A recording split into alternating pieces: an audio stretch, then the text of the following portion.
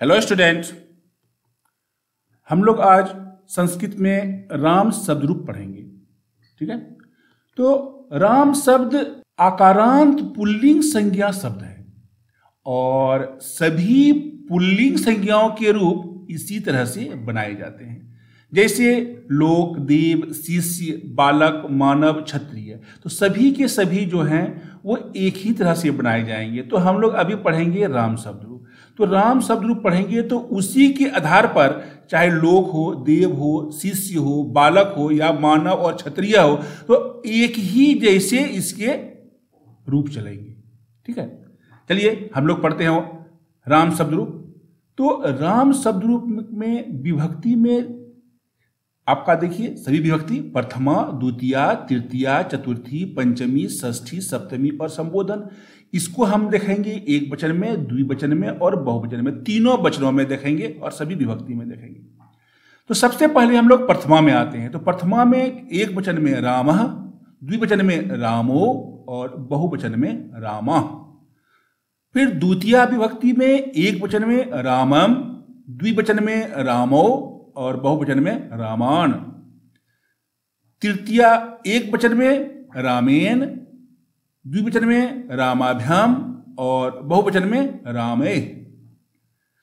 चतुर्थी विभक्ति में एक वचन में रामाय, द्विवचन में रामाभ्याम और बहुवचन में रामेभ्यः। पंचमी विभक्ति में एक वचन में रामात्, द्विवचन में रामाभ्याम और बहुवचन में रामेभ्यः। षष्ठी विभक्ति एक वचन में रामस्य, द्विवचन में रामयोः और बहुवचन में रामाणाम।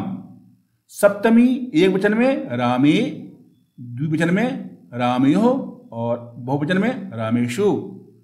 और संबोधन में हे राम, हे रामो और हे रामः।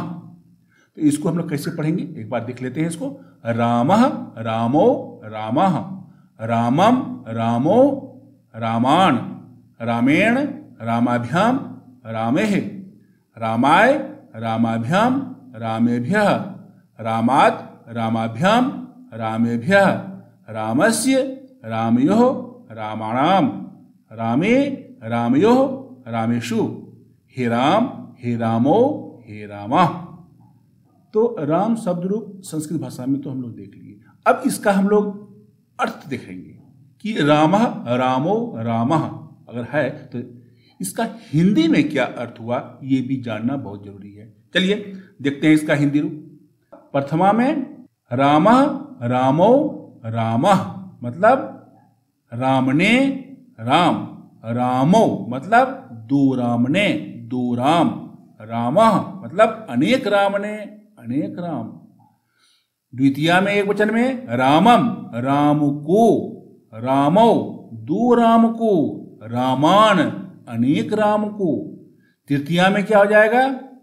रामेन राम के द्वारा, राम से, रामाभ्याम दो राम के द्वारा, दो राम से, रामे अनेक राम के द्वारा, अनेक राम से, रामाय।